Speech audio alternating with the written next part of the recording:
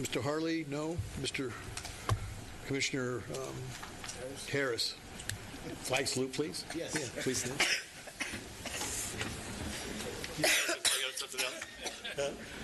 Everyone can repeat with me. Put your hands over your heart. I pledge allegiance to the flag of the United States of America and to the republic for which it stands, one nation, under God, indivisible, with liberty and justice for all.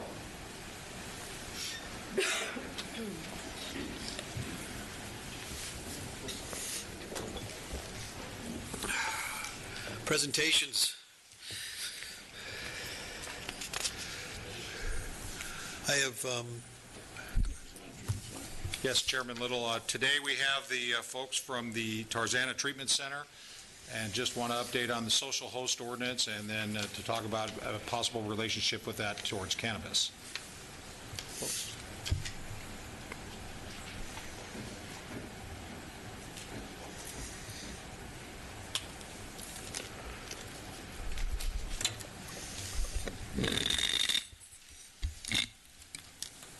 Good morning, Chair, Vice Chair, Commissioners. My name is Ruth Morales. I'm here with my colleagues, Stephen Updike and Jessica Morales. We're here representing Antelope Valley Marijuana, it's a mouthful, Marijuana Alcohol Pharmaceutical Prevention Coalition, also known as ABMAP.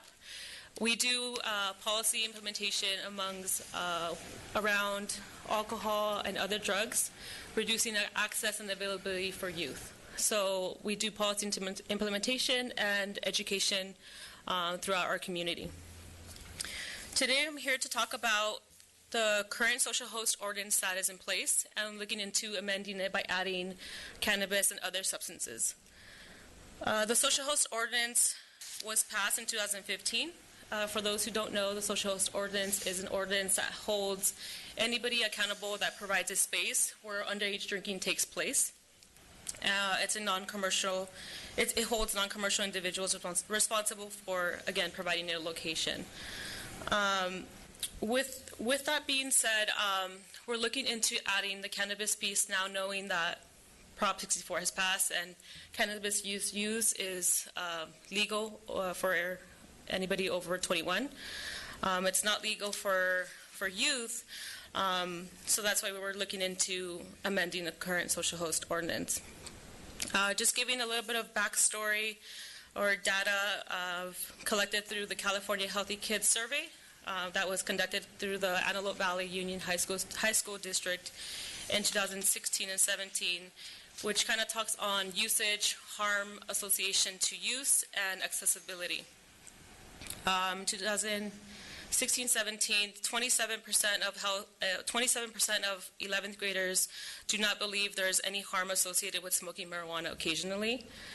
42% of 11th graders report it to be very easy to obtain marijuana if they wanted to. And 13% of 11th graders reported using marijuana within the last 30 days. So obviously we know that youth are using. Through our prevention efforts, we're looking at a well-rounded approach where we're not looking just into education for parents and youth. We're also pushing for policy to reduce access among youth. Just even data collected through Tarzana Treatment Center, we know that 54% of our youth admissions is cannabis use for our residential treatment, and 85% of our patient is youth. So again, we're here to strengthen our social host ordinance by looking into what has been collected when it pertains to alcohol, and looking how we could better support our community and educating the general public as well. So Jessica was going to come up and speak about some of the studies. Thank you. thank you.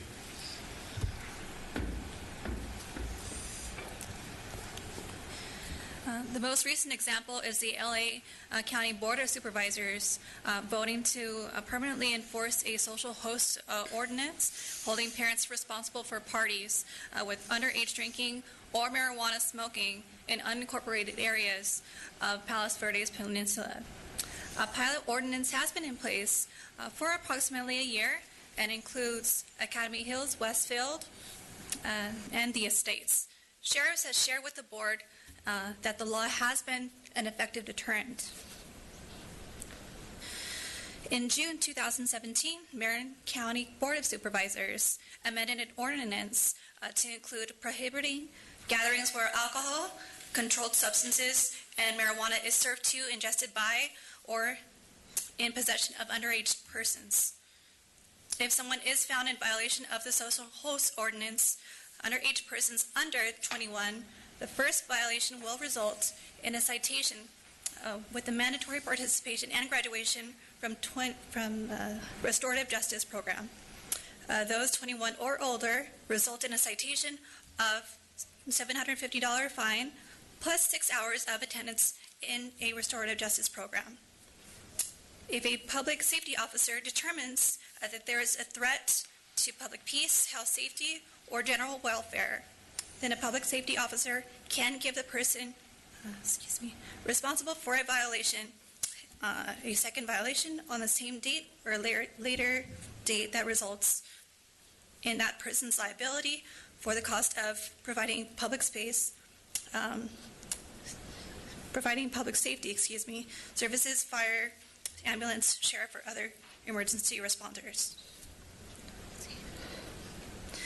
Since this amendment to the ordinance, there have been 3 cities in Marin County who have adopted similar ordinances, and those 3 cities being San Rafael, Mill Valley, and Novato.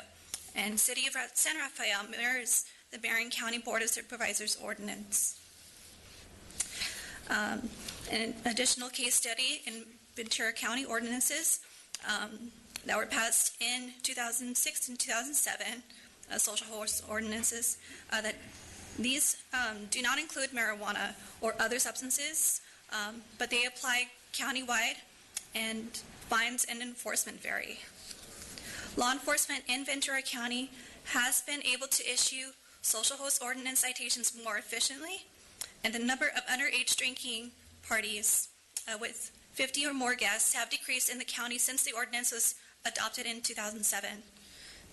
And there was a study done on Ventura County social host ordinance with youth and law enforcement that found that civil citations are easier and faster to prosecute because they require less of a standard of proof, and cases are addressed more quickly outside the criminal justice system through an administrative judge. As it's moved forward, this will be open to further discussion. And Stephen will share his closing remarks. Thank you. Thank you. Good morning, Commissioners. My name is Stephen Updike, and I would like to finish by trying to tie some of these threads together and show how our request to amend the social host ordinance to include marijuana in all its forms aligns with the City of Lancaster and its philosophy to reduce the impact of marijuana on the community and towards our youth in particular. One of our primary missions is to work on environmental prevention level, which focuses on advocating for local laws and policies to reduce access to marijuana, alcohol, and other drugs. This then helps us to shift social norms away from acceptance of the use of these substances by the underage community towards a social norm that emphasizes safe, healthy youth community and can socialize without the need for substance use. So I'd like to read a couple of passages from Ordinance 1053 that relate to commercial cannabis activity in Lancaster. And the first one is on purpose and extent, and it states that this chapter is enacted specifically in response to the state laws that permit commercial cannabis activity, and the objective of this chapter is to minimize its negative impacts. The second passage is from the list of good causes for the purpose of denying or revoking or refusing to renew or reinstate a license. And under point number 4, it says a good cause for that denial would be impairing the health, safety, or welfare of our public and or impairing the city's ability to ensure that cannabis does not find its way to minors. So going forward into the future of legal adult use in California, by amending the social host ordinance to include cannabis in all its forms, and there's a good list of definitions in the ordinance, will help to further the stated purpose of both the City of Lancaster and the mission of our AV MAP Coalition, which is, again, to minimize the negative impacts of marijuana on our community in general and our youth specifically. So together our efforts will help accomplish this goal as we try and navigate the new future of cannabis in California.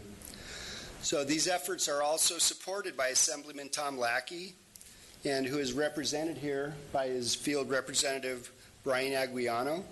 And the Assemblyman Lackey has provided a letter of support that I have to provide to the council members.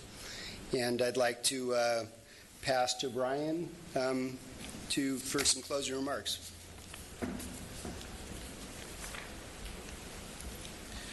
Good morning, Crime Commission.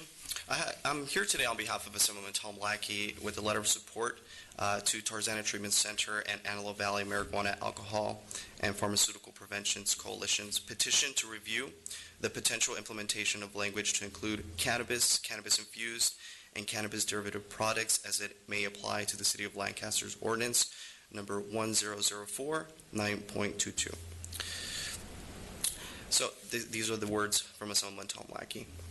As a member of the California State Assembly, I am actively working to ensure that California is taking the right steps forward to regulate the state's medicinal and recreational cannabis industry. I can attest that in the process, I have observed many challenges that have arisen on both the state and local level when it comes to introducing measures and solutions for the regulation of this newly formed recreational cannabis industry. This new reality in our state leads me to believe that governments on the state and local level must review innovative and effective measures to prevent the consumption of cannabis or cannabis products by minors under the age of 21. Based on this challenge, I would like to give my strong support to Tarzana Treatment Centers and Antelope Valley Marijuana, Alcohol, and Pharmaceutical Prevention's Coalition's petition to have the City of Lancaster review the potential inclusion of language that will apply cannabis and cannabis-based products onto the existing City of Lancaster Ordinance number 1004, 9.22. I am supportive for due consideration to this change in the existing ordinance as it promotes measures of accountability for anyone who may be providing cannabis or a setting for cannabis consumption in a social host setting for individuals under the age of 21. Similar to alcohol, cannabis usage is neither safe or recommended for youth under the age of 21. Therefore, as we move forward with the reality of increased cannabis consumption for recreational use, I would like to strongly recommend a review by the City of Lancaster's Crime Commission to include cannabis, cannabis-infused products to the existing City of Lancaster Ordinance number 1004, Chapter 9.22. Thank you for your consideration. Sincerely, Assemblyman Tom Lackey. Thank you. Thank you. Questions, comments, anything? No? Moving forward, I'd like to introduce Mr. Robert Davis from Hillard and Heinz, Senior Vice President, Law Enforcement Consulting. How are you, sir? Very well. We'll get a little introduction to it. Great. Yes, I'll just make a few brief comments about what we're doing. As you are aware, the Mayor, City Council, City Manager's Office have moved forward with a request for us to take a look at a hybrid law enforcement model where the City of Lancaster would create some type of a unit that would work in tandem with the Sheriff's Department here locally to provide law enforcement services. So we're here on the ground doing interviews with a variety of different people. This is our second time we've been on the ground. There are two other people who are, in fact, doing interviews as we speak in another room here in City Hall. And we're currently on the ground doing interviews with people from the community. So we've met with people from faith-based organizations. We'll be meeting with people from school districts, business organizations that said we really want to hear from the community what some of their concerns might be as this moves forward, and also, and particularly, how they may be able to assist in the process of doing community policing with whatever model actually emerges from this. We have also met with various members of the City Council, with the Mayor, City Manager's Office, some of the folks sitting here in this room we've met with already as we try and work forward with this. But our next steps will be to continue the assessment and then provide the city with some recommendations for how they may actually move forward with this hybrid law enforcement model and how it might look, how they would staff it, how it would operate, etc. So that's what we're doing on the ground. Be happy to entertain any questions if you have them. But I'm just curious if in broad strokes you could give us a better understanding of what a hybrid model Sure. means, what community policing means, and what the difference would be between what the Sheriff's Department's doing and Sure. the City of Lancaster. Sure. So the city of Lancaster is like other cities across the country, and I'm in my former life as a chief of police and a member of the San Jose Police Department, we've experienced these same types of problems, where recruiting, hiring, retention, and also just staffing in terms of the budget environment that we're in has become very, very difficult. Los Angeles County Sheriff's Department is no different. They have found that they've taken budget cuts. There have been some reductions in staffing here. The city of Lancaster has decided they want to try and see how they could supplement that, how they might be able to participate more proactively in providing law enforcement services locally. So what this proposed model would be how is it that the city could hire law enforcement professionals, perhaps retired deputies and others, to step in and do some of the work that might be what would be considered lower level type crimes, how they might be able to be more proactive in handling some of the smaller stuff that the Sheriff's Department may not have as much time to handle in the way that Lancaster might like them to handle it. And what I mean by that is the community policing processes. We know, for example, that if any community, I don't care where you live, is very, very difficult to try and solve problems if you think that the only way you're going to solve crime problems is to arrest your way out of that problem. Over the last 15, 20, going on 30 years, you've found that there have been some very progressive law enforcement agencies that have realized that they have to work with the community to try and address the root causes of crime. What are those social issues that drive anything, whether it's graffiti, whether it's domestic violence, whether it's burglaries, whether it's drug usage, whatever the case may be. What resources exist in a community that could be leveraged in tandem with the efforts of the Sheriff's Department and the Lancaster unit that would be able to impact those issues? So when we talk about community policing, we're talking about how might this new unit actually be more proactive in interacting with members of the community, whether it be school districts, faith-based organizations, social service organizations, and others, to say what could we collectively be doing with some of our time to address those issues as the Sheriff's Department continues to support with the more serious crime that they're responding to. So it's an effort to review or take a fresh look at how it is that the law enforcement services that are being delivered in Lancaster are actually leveraging those community resources in an organized way, in a measured way, to be able to try and reduce crime and also solve quality of life issues within the city of Lancaster. I've heard from many people in the community that some of the trash issues, people just dumping trash in the community, is a major concern that they've got. Well, the Sheriff's Department may not have the resources at the time to dig into what's happening in Lancaster for where that may be, but this new unit may have an opportunity to be able to do such work or that type of work to be able to create a better quality of life here for residents in Lancaster.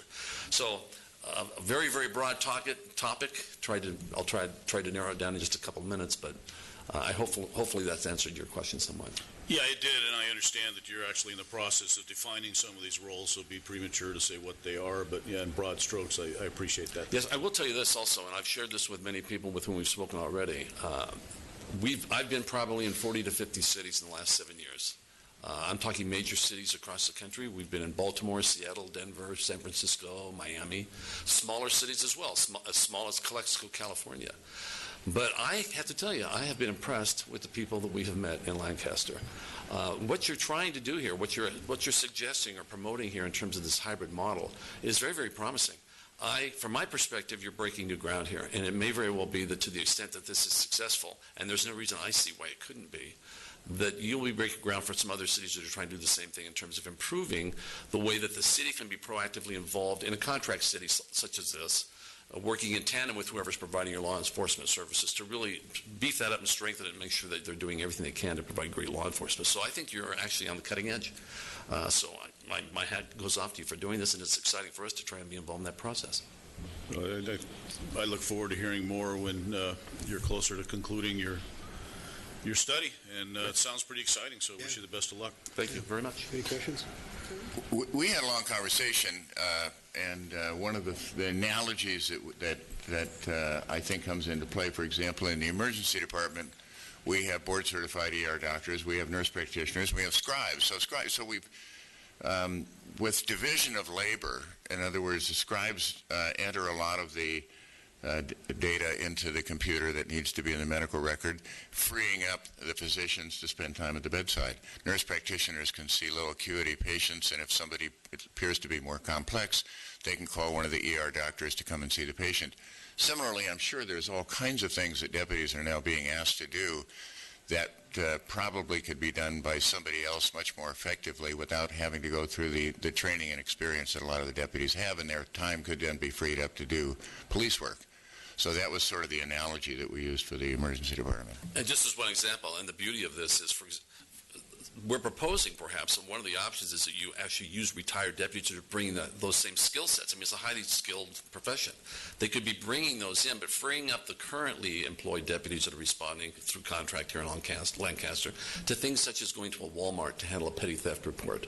Let's keep those deputies free to be able to proactively do other things while we have somebody else that has skills going in and handling some of that lower level crime that's taking place, and perhaps doing it a little bit more effectively. Anything else? Mr. Davis, thank you, sir. Thank you. Look forward to it. Thank you, sir.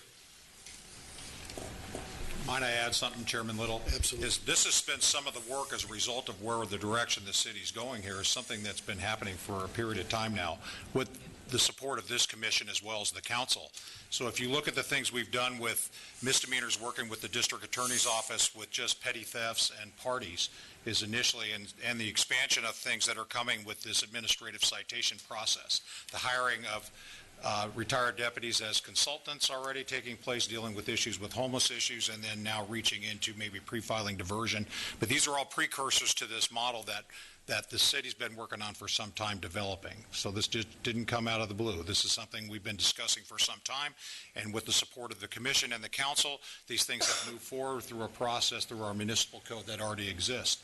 So this is just expanding on that, and of course, the expertise for Mr. Davis and his group, which have been many places and looked at different police departments and their capacities, is going to be very insightful to see what they come up with here and how we roll that out to the community if and when that is determined by the council to be appropriate. It was brought up this morning at our sheriff board meeting, and our chairman and vice mayor Chris explained to a lot of the board members on how this process was going to hopefully take place, and it was quite informative at that point in time. All good stuff. Moving forward, public business from the floor on agendized items. Any person who would like to address this Lancaster Criminal Justice Commission, the agendized item is requested to complete a speaker card. Commission Secretary, identify the agenda item to discuss. Each person will be given an opportunity to address the commission at the time.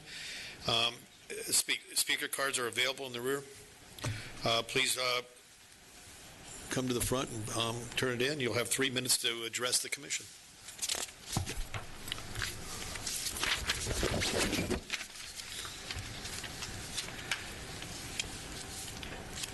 Approval of minutes from January 9th, 2019. Has the commissioners had a chance to review the meeting from that time? Yes. Yes. Move to accept. Second. We have a motion to accept by Commissioner Brown and a second by Commissioner Harris. Since our voting system is down, we'll all vote as aye. Aye. Aye. All in favor? Passed. 6-0. I'd like to move forward on the item because of some time restraints. Senator Wilkes' office and Assembly Lackey's office to come up and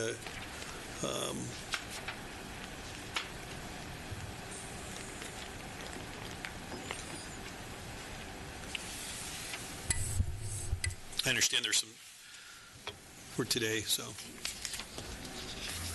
Thank you very much. I am Donna Hill, field rep from Senator Scott Wilkes' office. And we've got a couple of things going on. Let's see, we've got SB 53, which was heard yesterday in the Governmental Organization Committee. It passed.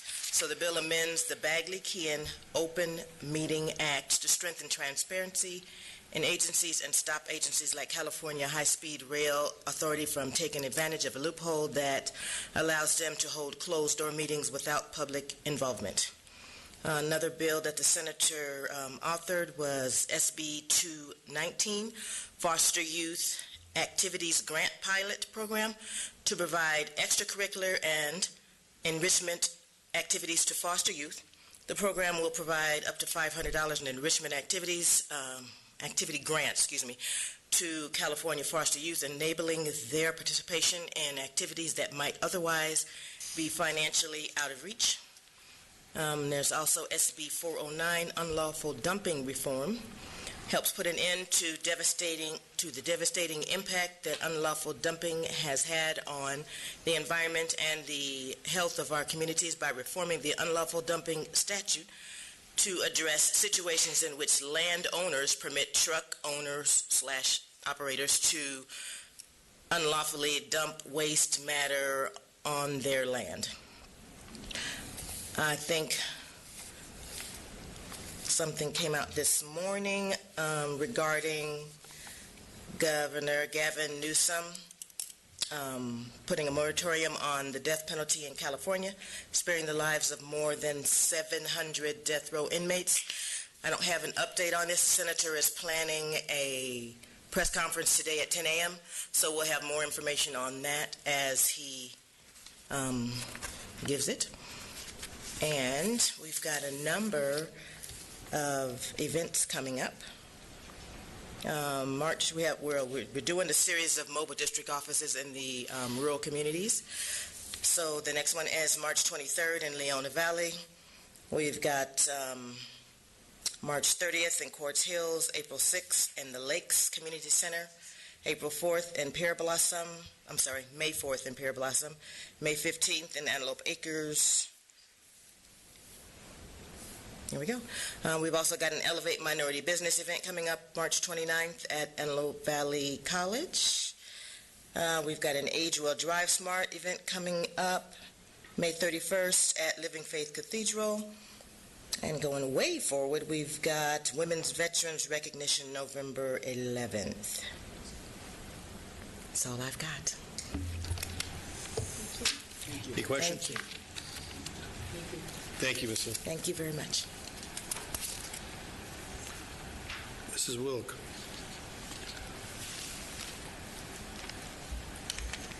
Good morning, commissioners and distinguished guests. Yes, Governor Newsom just demonstrated his first questionable action to be a leader for all of California by putting his own views above the will of the people. In 2016, Californians spoke loud and clear by rejecting a plan to repeal the death penalty by a decisive margin.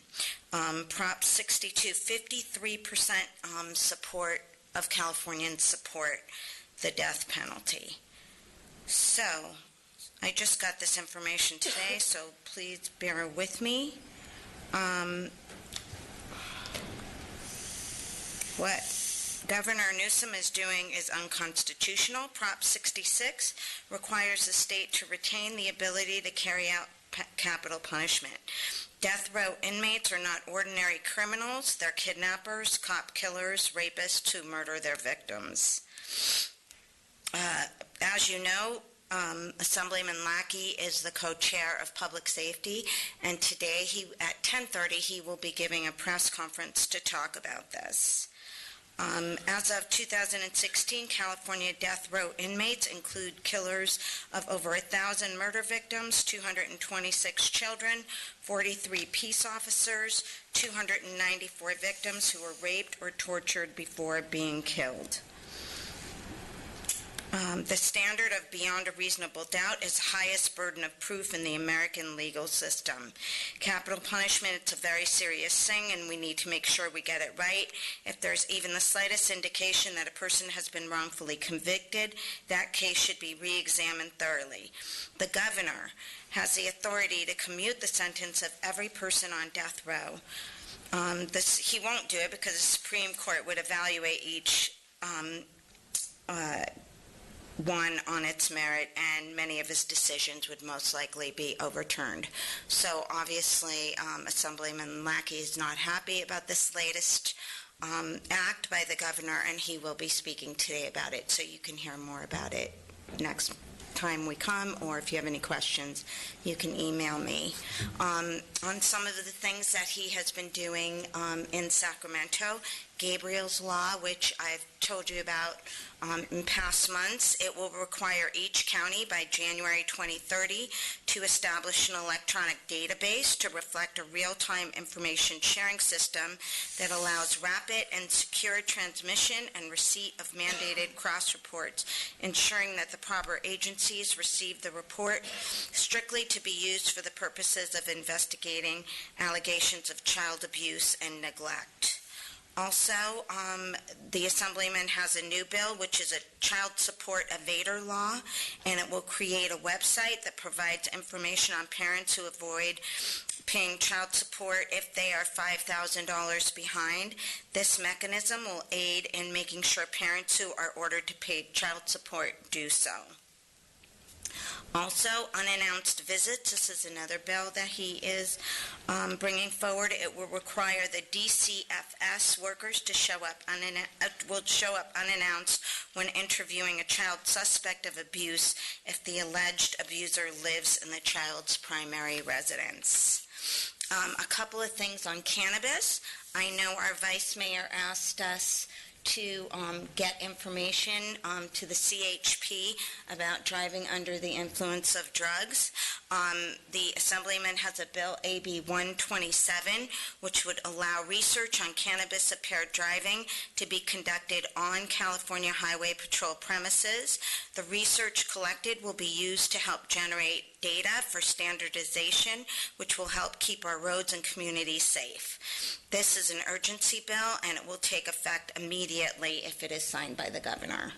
Also on cannabis, we have AB 420, which would allow the Center for Medicinal Cannabis Research to grow their own cannabis for research purposes.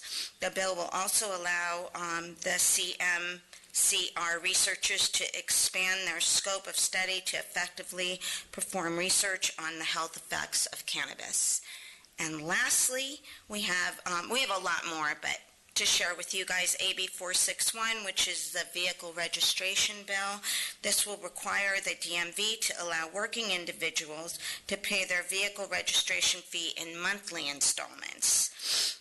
This will prevent motorists from having to pay a lump sum at the time of the registration and prevent them from falling behind on their registration and driving illegally. So that's kind of a little flavor of what we got going in Sacramento, and I can definitely give you more information on Governor Newsom's new act. I can email you guys if you like, or I can bring it next month to the Crime Commission meeting. It'd be great if you could email it to us too, then bring it to us. That'd be fantastic. Will do. Yeah. Will Any do. questions?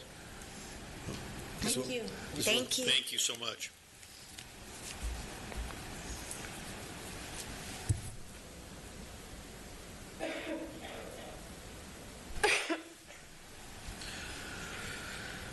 Sheriff's Department.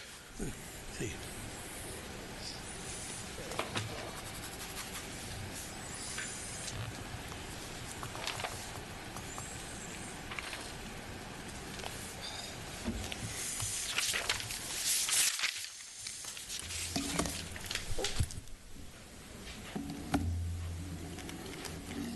Good morning, everybody. Make sure the remote is here. So I have two presentations. I have one for December's numbers and January's numbers. So we'll start with December 2018 with our Crime Commission. For our burglaries, we had a total of 70 burglaries in December, with 45 residential and 25 commercial. Our robberies, we had a total of 27, with 13 armed and 14 strong-armed. Our crime prevention, we continue our social media, PSAs, neighborhood watch meetings, and we go to our business before breakfast meetings. For our community engagement in December, we partnered up with Target to do a toy drive for our station. We were able to collect over 1,000 toys in December, and then we were able to go to the Mariposa Park to distribute those toys to families in the neighborhoods. We had our coffee with our deputy at Crazy Autos, and we participated in the Caring for the Community with the UAV in the Antelope Valley. And these are just some pictures of us at the park with our families. And that's pretty much it for December. For December's CompStat numbers,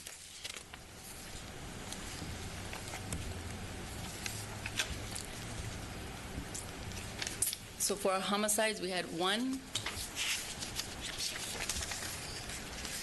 For our rapes, our average is 8. We did have 3, and it's just, with the month of December, and none of them are related. There's no like serial rapist out there in the month of December, but there was one courtesy report that we did take for Lone Pine, so that counts under our stats. It would fall under that. Our robberies, we are at 26. Our aggravated assaults were below our average at 58. Domestic violence, we had 10. Burglaries also went down. How were they? Our larcenies are slowly going down at 150.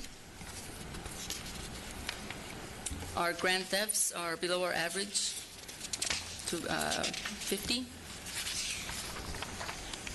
Our arsons are at average of 3. And I included in the slide here, it's not in your copies, but our heat map, and it shows where our businesses is where most of our activity happens. These are our business locations like Valley Central Way and Walmart on the east side. And for the next one, it's going to be our leaps.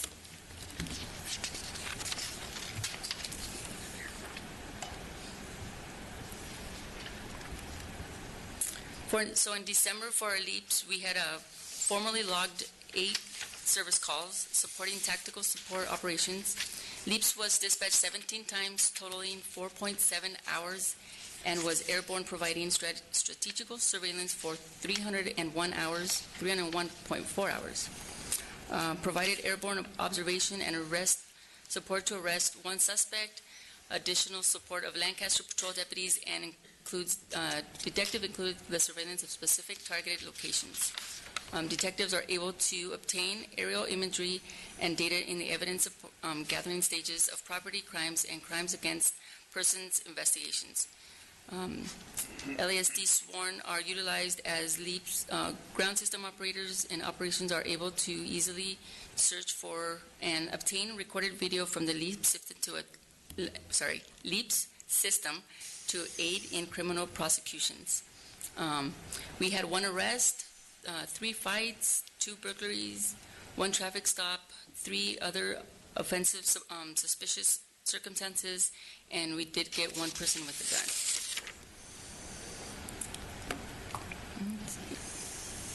And for the next page, we had 29% of observation, 22% property, 14 were arrests and detentions, 14% were vehicles, 21% were observations.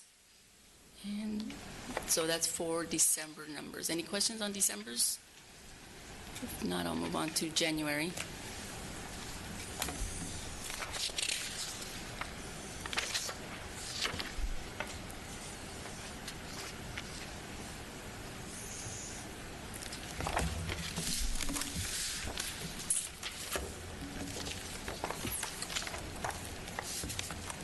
So for January, we had a total of 68 burglaries with 40 residential and 28 commercial.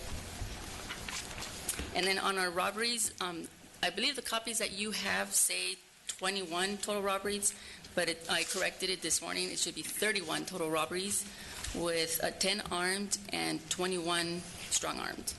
So when I was reviewing it this morning, I caught my mistake. We continue our social media, our neighborhood watches, and business before breakfast. Our community engagement continues at Crazy Autos with our community there, and it's increasing slowly, and people like to show up, have a little conversation.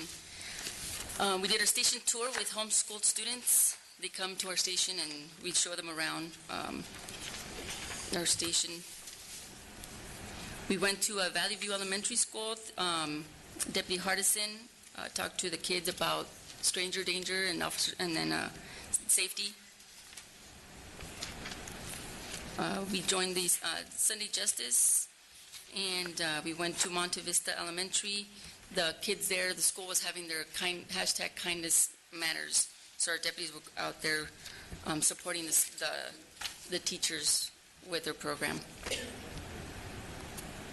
And the next one. Our crime stats for January.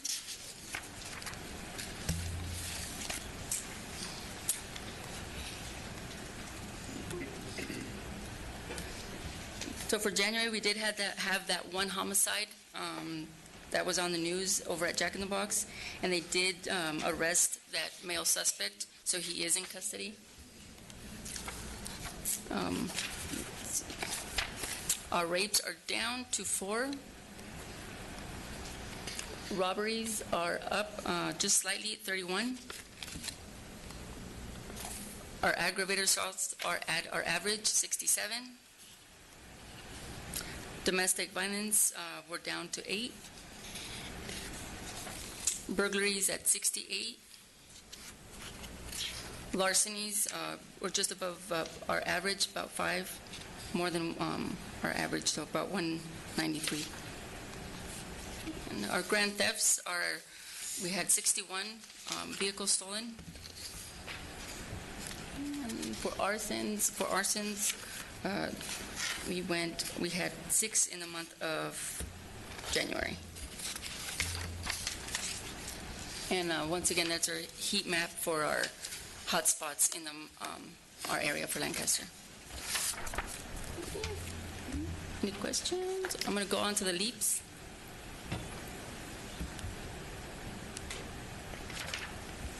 So for January, we started with numerous sorties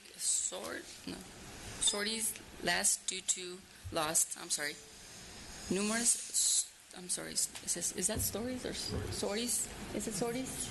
Okay. Sorties lost due to inclement weather. I thought it was a misspell. Yeah. Sorry. Operating staff. LASD formerly logged 1 LEAPS service call supporting tactical field operations. LEAPS was dispatched 19 times, totaling 4.4 hours, and was airborne strategically surveillance for 252.8 hours. LEAPS provided airborne observation and support in the arrest of 1 suspect, additional support of Lancaster patrol deputies and detectives, including the surveillance and specific targeted locations. Detectives are able to obtain aerial and imagery and data in the evidence-gathering stages of property crimes and crimes against persons. We had 1 arrest, 2 fights, 1 burglary and robbery, 1 traffic stop, 12 other suspicious circumstances, and 1 person with a gun. And for this one, next page, 21% people, 11% property, 5% were arrests and detentions, 16% were vehicles, 47% observations. And that's it. Thank you so much. Can I ask you a couple questions? Go pull up your hotspot areas again for January. Just a quick question. Mm-hmm. Under the hotspot, what are the majority of those violations or calls? Mostly of those are petty thefts, vehicles broken into, like parking lots, like the people that leave their personal items inside. That's pretty much most of the thefts, petty thefts are in those areas. Okay, so shoplifting and things like that. Mm-hmm. Yeah. Homeless. Okay, I see a strong on K and 10th area. Okay, and Maybe it's not color coded, so maybe I'm not looking at it correctly. No, it's, what you'll see is typically what we look in our mapping is our hot spots around the city are usually focused around our larger shopping centers, particularly down in that area right now. And one of the things we're really focusing on and drilling down with the IBM Watson is frequency and correlation to homeless encampments and number of homelesses in areas.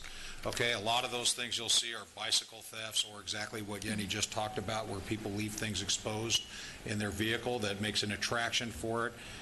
We're certainly not going to do what they're telling people in San Francisco to do, just leave their cars unlocked so they don't smash the windows out of them, so now everyone's car's getting stolen, okay? We're not doing that, but the thing is they've been doing a great job from their community relations aspect with Captain Weber, putting information out to the public on, hey, get those things out of your vehicle, take them with you, or put them where they're hidden and not seen. And so a lot of these, if you look at the reports from these petty thefts, they're very minor incidents. I'll be talking more about some of the things that we're doing as to try and impact that from our administrative process to deal with more of those petty thefts and things, so, and try and focus on that number from a monetary standpoint of impact because of what Mr. Sherwood and his office is dealing with now with pure numbers with misdemeanors and what the judiciary is doing. So we're currently working through that process now. But I think for us, and I know it's not good to have any crime, but if you're going to have crime frequency, the one you want is petty thefts. Okay, it's certainly nothing else in that category that we want to see high numbers in. So if I'll show you an example of what we're looking at every week with IBM Watson that will demonstrate that the largest issues we are having are with those petty larcenies. Yeah, in that that area in particular, we had a spate of thefts, people leaving stuff in their car while they were working out in the gym. So we had our teams go over there and meet with the folks and looked at the area through a crime prevention, through environmental design standpoint, what can they improve and so forth. And we actually arrested a crew who were victimizing that area that we were able to link to about 10 or 12 different crimes. And as you'll see probably next month's report, that hot spot has tamed down quite a bit. And those folks were clearly responsible for more than the ones we can link them to because there was a dramatic drop-off. There was a homicide in that area near the Jack in the Box. Was that suspect apprehended? I can't remember. Yes, sir, it was. That's the one that they just said. It was in January. Okay. Yeah. Yes. It was. January. Can you give us some more details about how you guys arrest them? Because I know it was on the public, right? Yeah, well, I don't want to go into all the ways that we tracked the guy down, but we were able to, there was some witness statements, and we were able to track down some vehicles and got cooperation from some different sources within the public, and ultimately homicide was able to identify the individual, and as soon as they were in contact with him and his lawyer, and as soon as the case was actually filed and the warrant was arrested, he surrendered himself at that point here at the station. That the commercial burglaries, we got 28 on January, and the December we got 25. Seems like about between 20 and 30 is our average number. Is there any way you can break down what kind of a business they are? Sure, I can do that next time.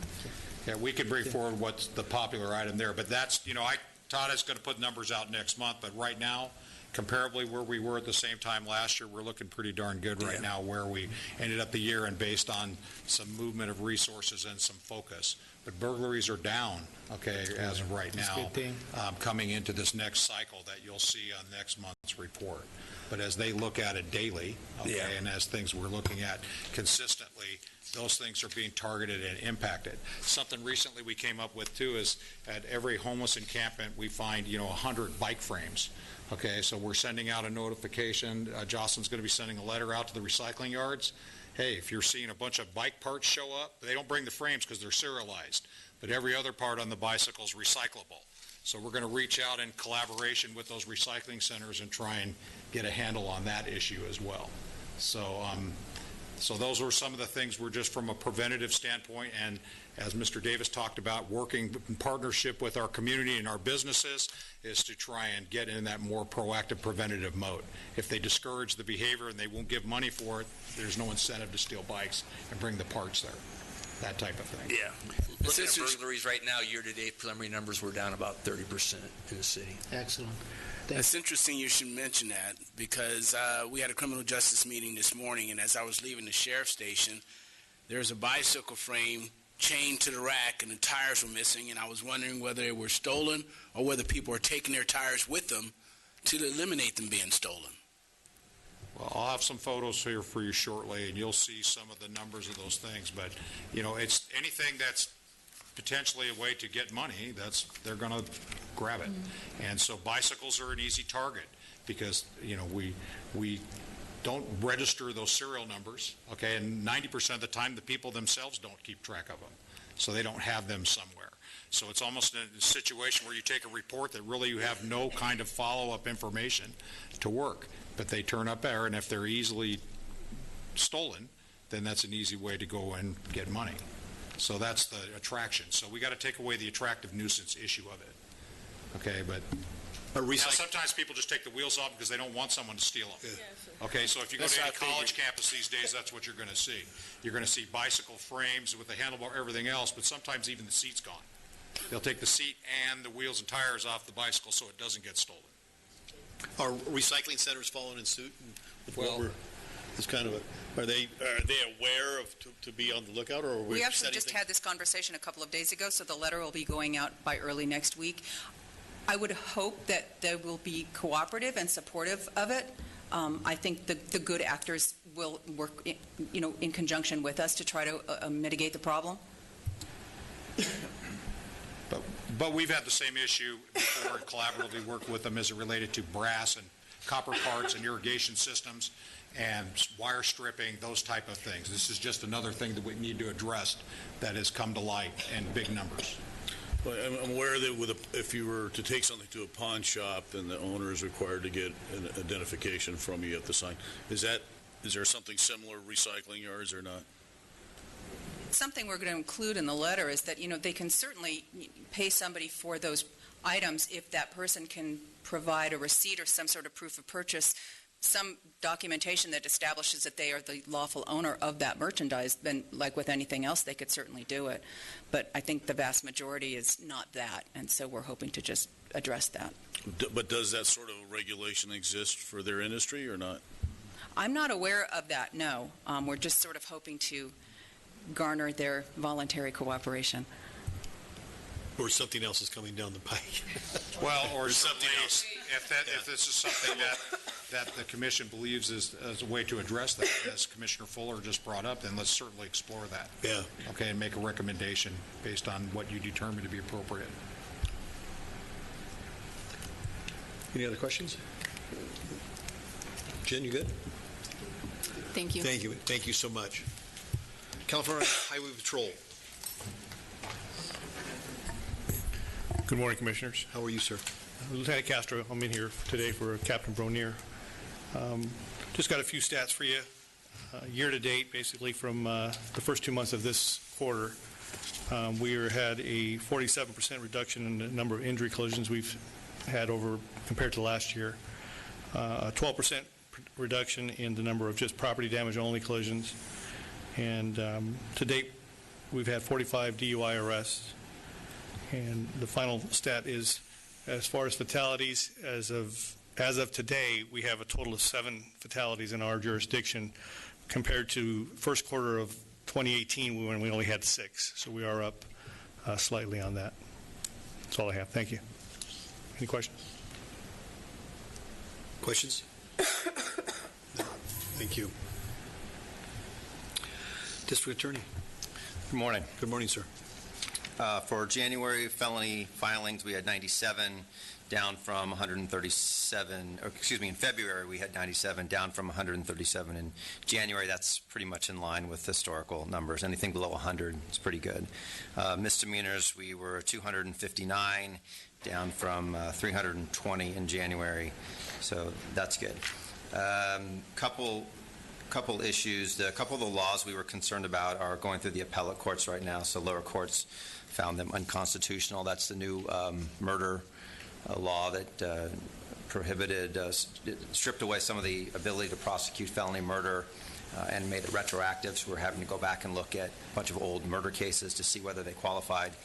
So that law is going through the appellate courts right now, and the prosecution of 14 and 15-year-olds as adults, which as of January 1st, you could no longer do that. And again, that was also retroactive. So we're having to go back and look at some pending cases. One of particular concern that was from the city of Lancaster. So that case is also going to be heard in June. I believe it's up on appeal. So we'll see what happens with those laws to see what the courts of appeal do with that.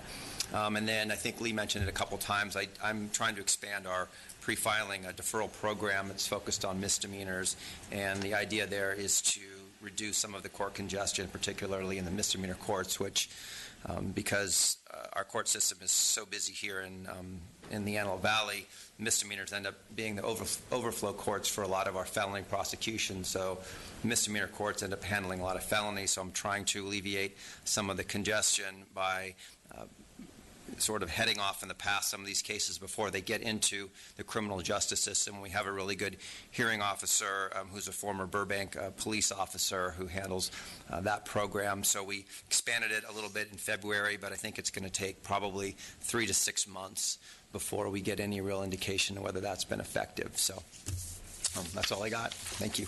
Any questions? Thank you, sir. Jocelyn. Good morning. So last night at their regular meeting, the members of the City Council adopted Ordinance 1056, which is our anti-human trafficking nuisance motels and hotels ordinance. It will go into effect April 12th.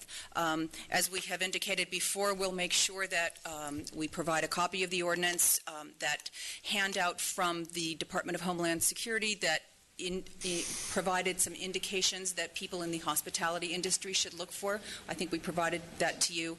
We'll be handing that out to all of the hotels and motels before we begin enforcing the ordinance, but we will be enforcing it vigorously. The mayor has made it very clear that he wants us to be aggressive in enforcing that. It also came up the council meeting. There was a suggestion that perhaps we include as a condition of a conditional use permit for new hotels or motels that they need to undergo the training that was provided by Sergeant Walker or similar training about the kinds of things that you should look for and what you should do if you see something that looks like it's a sign of human trafficking.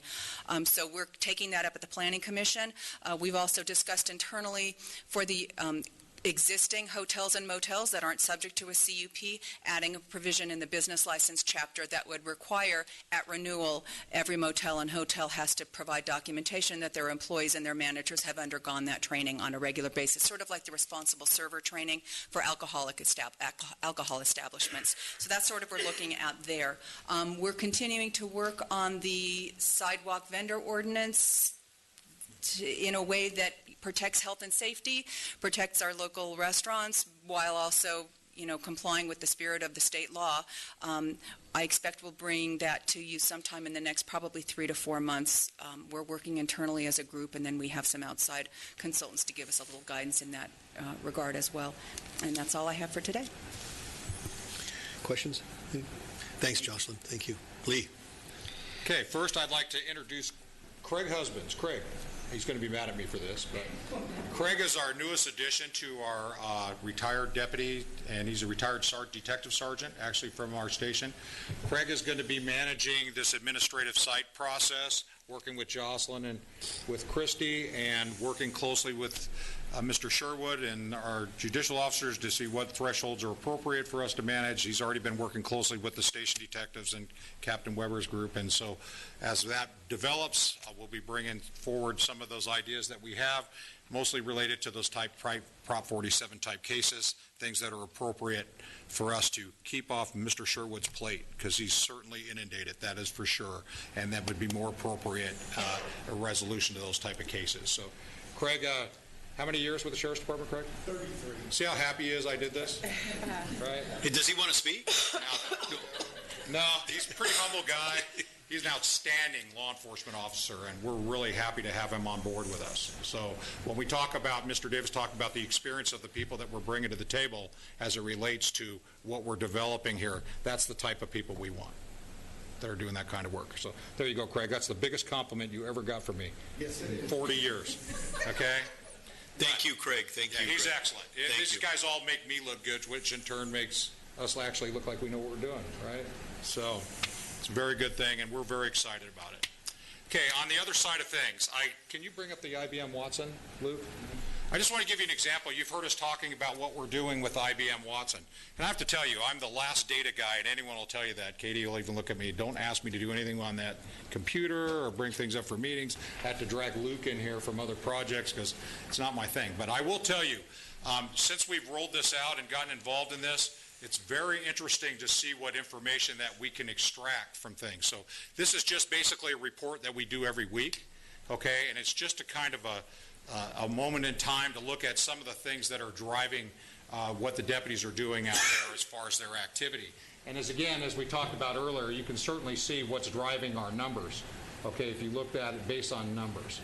But this is just basically on crime counts. Can you move to the next page? Did you have the whole thing on there? But what you can actually start seeing is that this is as we talk about our heat map, right? And our hotspot areas based on crime frequency throughout the city. We can actually pin that down to actual addresses. Go ahead and move forward. Go ahead, Luke. And then you can see how that pans out in the city. Okay, so this is just things as we look at based on numbers and thresholds we put in. Go ahead, go to the next one. These are really interesting when you start looking at from a resource management tool on time we're actually working and investigating hours on crime versus non-criminal issues. Now, of course, we understand that law enforcement, a lot of portion of their time, they aren't just on criminal issues. You're going to have a lot of incidents where it's either an emergent or a priority call that law enforcement responds to, or routine that's not a criminal issue. Okay, it may be disturbances, neighbor disputes, things like that that they have to respond to. This is just a way to manage based by day of the week, how many hours are being spent versus criminal activity versus non-criminal. Go ahead. And then this is, you can see by the hours of the day. So what shifts that you see and the impact on shifts versus criminal and non-criminal activity for hour of the day. I can't see the caption. If you could, what's the blue and what's the purple? Blue is non-criminal and purple is criminal. Thank you. So, but again, understanding that not everything law enforcement does is criminal. Okay, and so this is the things we're talking about in that model. What things can we better augment based on vacancies and things that we can take off their plate? Go ahead, Luke. And so then you see how this works out with time as it works through. And what I'm going to do is I'll lay these all out for you and send these to you so you understand what each one of those categories mean. Okay, so you can have an idea of how that looks. Now we can do this. Go ahead, Luke. You can go past it. Now we're done. Is look at how we do this, and this could be done shift by shift. It could be done day to day as those deputies fill out their duty logs and they submit them. Then that we can extract that information and track that information. So I think this has been a really exciting tool to look deeper into certain areas. So as we see like station service, what is taking place in that time that's taken that time in the station, or briefings, and are those expended, how many hours? The hour of the day thing I think was very interesting as you compare criminal activity by the deputies versus non-criminal based on hours of the day. So then does that give us a place to look deeper into what's actually occurring in those particular times of day that's taking their time away from criminal issues? So that's the kind of place we're going with it. Truthfully, I've always believed in data, but data is usually after the fact, and as we start and get in this more proactive, preventative model, it's good to see where resource management can manipulate things and move. And Captain Weber and Lieutenant Fender did a big change over several months ago that I believe is paying dividends now, as we look at the results of what they were dealing with some of the way we deployed units. And I think that's having a positive impact. So as we practice this more and get more involved in this process, I think it'll show results for doing it. So I think it's interesting. So it's something I want to start including you in, okay? So you can start seeing these things. And at any time, if you want to come in and discuss it with Patty Garibay and me, because Patty's heading this project up with IBM, but I'd invite you to do that because it's very informative. We're doing this on many issues at the city, not just on crime. There's lots of things we're looking at and related to IBM Watson. And the story about IBM Watson is fascinating, related to doctors and inputting information on cancer research and everything. Fascinating stuff. Okay, enough of that. You can tell I'm a little excited about it. When do you hear that? Usually from me on data stuff. But okay, I want to throw out some things with our homeless encampments. I know the mayor recently sent a message out and broadcast on some of the things that we're dealing with as a city and our process that we take with homelessness. We're doing some things that are maybe different than other places are doing, but part of it is the focus just because of the issues we're having. You know, we follow the local, state, and federal laws as it relates to notification on public lands. There's obviously a different process on private property. We have a significant number of property owners that reach out to us every day complaining about issues as it relates to homeless encampments and the impact it's having on their property or in their community. So in 2018, we cleaned up, our public works crew along with our contract people, 51 homeless encampments. That's after a notification and a process that we go through to make sure folks grab their personal belongings and they remove themselves from an area.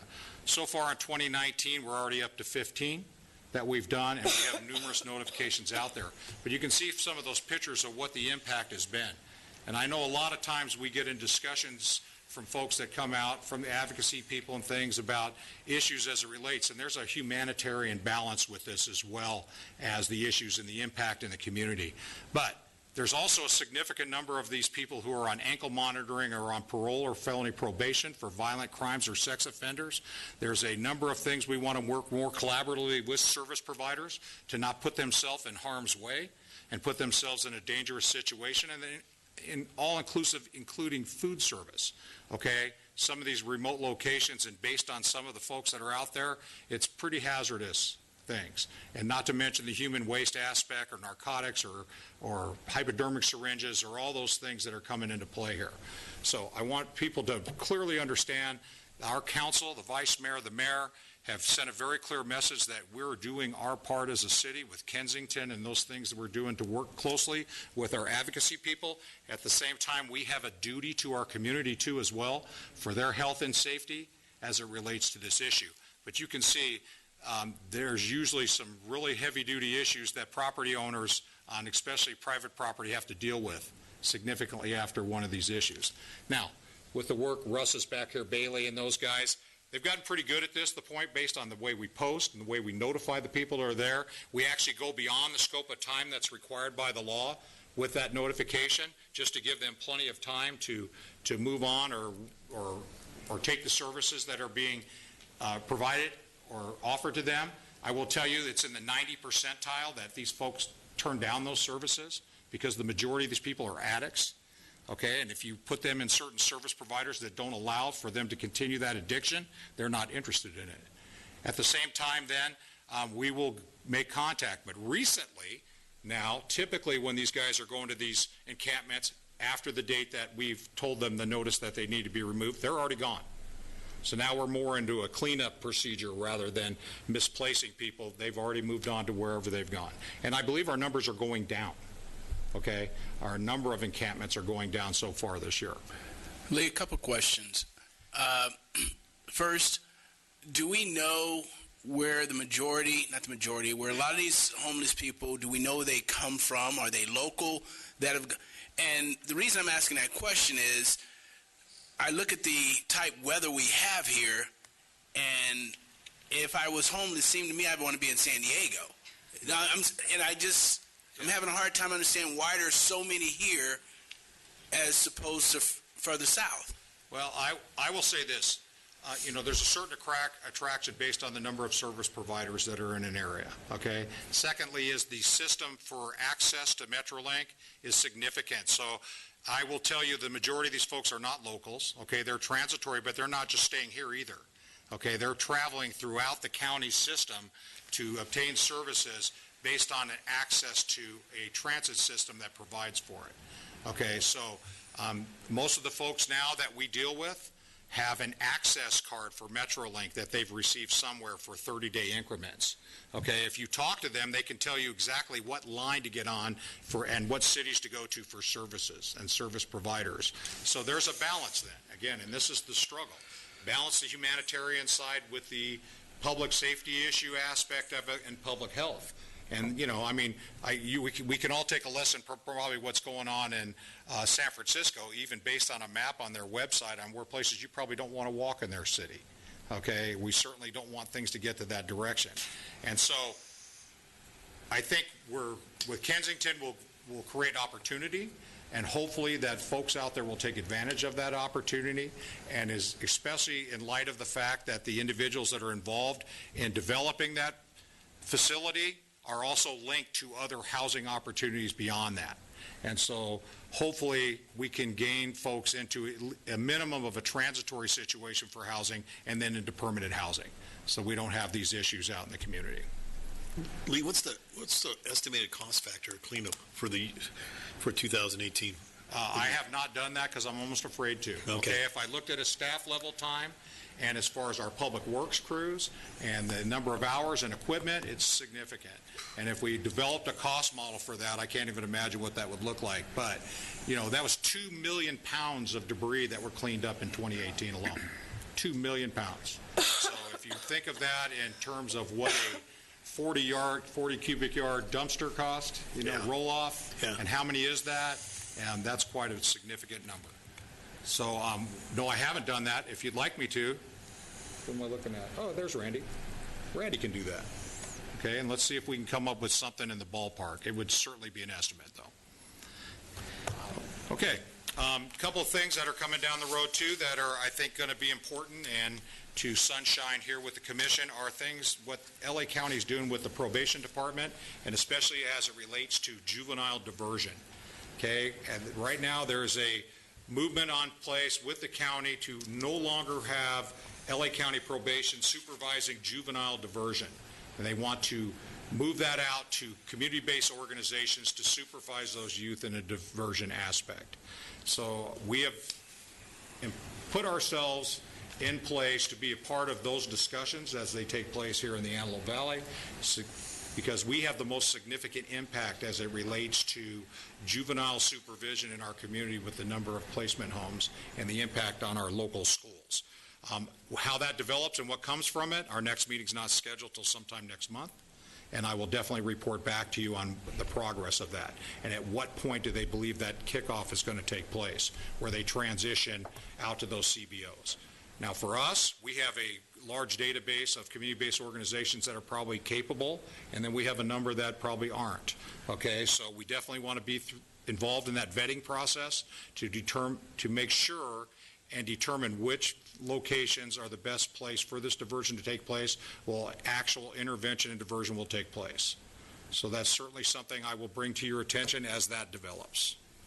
The last thing I'm real proud of, and if you didn't have a chance to come to the Justice Sunday presentation, the students that were involved in that presentation are from our local high schools, and that all developed out of our Antelope Valley Education Alliance program at Antelope Valley High School. That's now grown for inclusion to some of the other schools within the district. Those kids did a great job. That started out as just primarily a truancy impact program that, with your support, we did many years ago now. I believe we're in our 6th year of that program. That's over the time has developed a large percentage of turnaround for those kids and kept them in school. Well, now we have kids that are out there involved in the community projects, the Martin Luther King Day of Service, and then as well as Justice Sunday. And I will tell you, the last 3 years in this program have been really impressive. Nigel Hawley and John Keith, who are also, they're employees of the city of Lancaster through a contract basis, run that program and are doing a really amazing job with that. So I would invite you next year when that comes up. I certainly need to get that on your calendars, and I would probably like to bring just a short video to the next meeting so you can see the accomplishments of those kids. But it was a really good program. So that's all I have. Any questions? No? Good. Thank you, Lee. Public business from the floor on non-agendized items. This is the portion of the agenda that allows an individual to address the Lancaster Criminal Justice Commission on anything that's not on the agenda. Regarding a commission business, speaker cards must be submitted prior.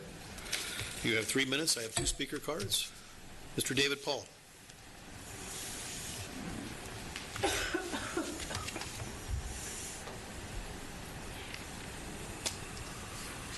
Mr. Chairman, Vice Chair, Commissioners, good morning. It's so exciting to be here today, and I'm particularly happy to have Mr. Rob Davis here to see what a magnificent vehicle this commission is for solving problems. And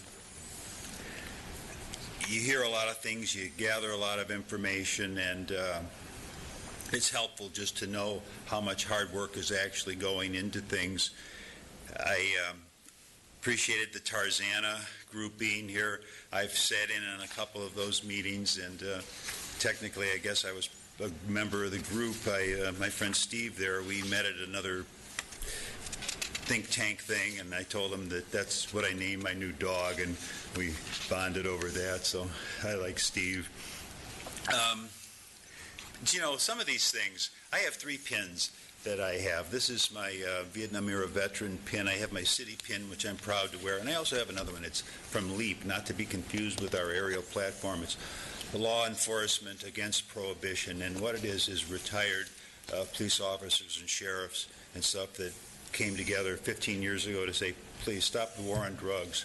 It's worse than the drugs. So, you know, we have different ideas about how to solve things, certainly, but when we talk about wanting to limit access, that's almost silly. You know, there's no limiting that. It's just exploding.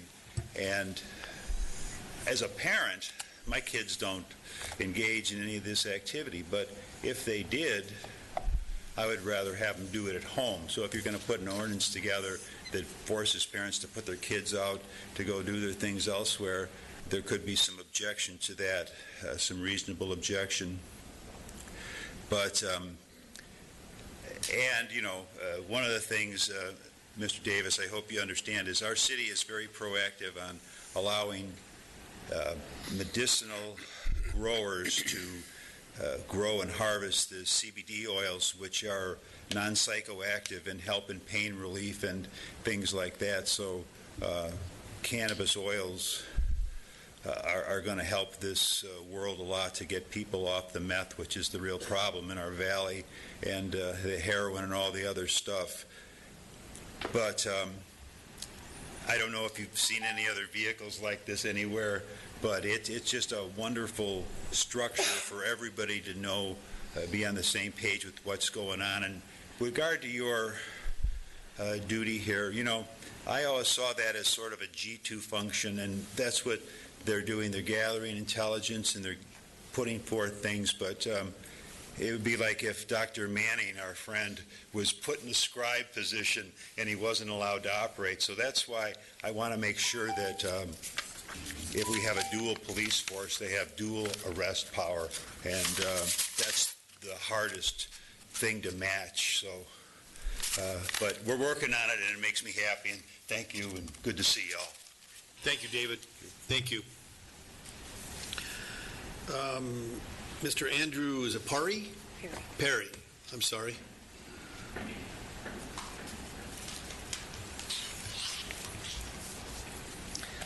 Thank you. Thank you, Commissioners, and good morning. I'm here at the invitation of Mr. Derrico and Vice Chair Rodriguez. My name is Andrew Perry. I'm Executive Director of Sexual Assault Awareness. It's a national psychotherapy and training organization. And I'm here today to talk about a national program called Start by Believing. And it's working its way through the country in many different communities and states. As we know, I was watching some of the numbers about rape and forcible rape that the law enforcement officers were presenting. And as we know, the vast majority of victims do not report sexual assault. They are silenced, often shamed and silenced because they're not believed, and so they're afraid to step forward, which means that reports don't happen, which means that law enforcement doesn't get to do their job of catching perpetrators. And we know from research that for every report that doesn't get made, the average perpetrator commits at least 6 sexual assault offenses. So for every person we don't catch, we're allowing 5 more sexual assaults to occur in our communities. So when we adopt the Start by Believing program, and I brought some material on that, Start by Believing is a national campaign. It's a philosophical change and a social community awareness program that simply says whether we're a friend, family member, law enforcement, government representative, that when someone steps forward and says, I was harassed, I was abused, I was raped, I was sexually assaulted, we will listen to them with a supportive ear and we will believe them. Where that leads is the next step in terms of, do they need psychotherapy, do they want to file a report, etc. But we will all as a community commit to starting by believing a person when they say that they were sexually assaulted. We have decades of research showing that communities that adopt that philosophy have higher reporting rates, that law enforcement is able to do better investigations and gather more evidence, because when people aren't afraid of talking about what actually happened, they don't omit certain details that maybe they feel shameful about, and that allow law enforcement to have better evidence and then to do better prosecution in the courtroom. And currently, studies show we have anywhere from 60 to 90% of men and women who don't report sexual assault. Just looking at the number that was reported earlier, 8, we easily have, dozens times more than that happening in our own community. And when people feel, like with any issue, when we feel listened to and supported and believed, we're going to talk more about that thing and we're going to be motivated to take more action. I'd like to be able to hand you some of the material I had. It goes a little more into what Start by Believing is. And we've already had the support of both federal and local state politicians on this program. I do have a brief presentation that I may be able to come back and do at another time that's a few minutes long to talk about the Antelope Valley Start by Believing Coalition. It's a coalition of a number of community providers here, along with the Antelope Valley Sexual Assault Response Team, the Antelope Valley Hospital Rape Crisis Center, my own organization, and the LA County Department of Mental Health. We've all come together. We had a big kickoff in November where we had front page news coverage. We had a little feature on Channel 11 News, courtesy of Katie Hill, and we've had a lot of support, and we're moving this forward to the various cities in the Antelope Valley area. Right now, the Antelope Valley is officially the largest declared Start by Believing region in California. So we've surpassed Santa Monica and a number of other counties just in terms of our geographic and our population here. So I'm very excited to continue to carry this forward and continue to garner support. What I'm here today to ask is if the Crime Commission would approach the City Council and issue a proclamation declaring the City of Lancaster a Start by Believing community. And then we can go from there in terms of what does that mean and how do we enact that? How do we train people? There's opportunities for law enforcement training. It's a lot of what I do nationwide. But that's the basics of the program, and I thank you for your time. Thank you. Mr. Derrico would like to... I'd just like to think that we could bring back a presentation, a more formalized presentation, and then talk about the ins and outs of their program. Again, Vice Chair Rodriguez and I met with him, and I think it's worthy of the discussion, and certainly something that, based on whatever you guys determine is appropriate to take to the council, great, let's go from there. Absolutely. Okay. Thank you for your time. I appreciate it. Thank you, sir, for being here. Thank you. Commissioner comments, anything? Vice Mayor, anything? Thank you, sir. Then we'll stand adjourned until April 10th, 2019 at 10 a.m.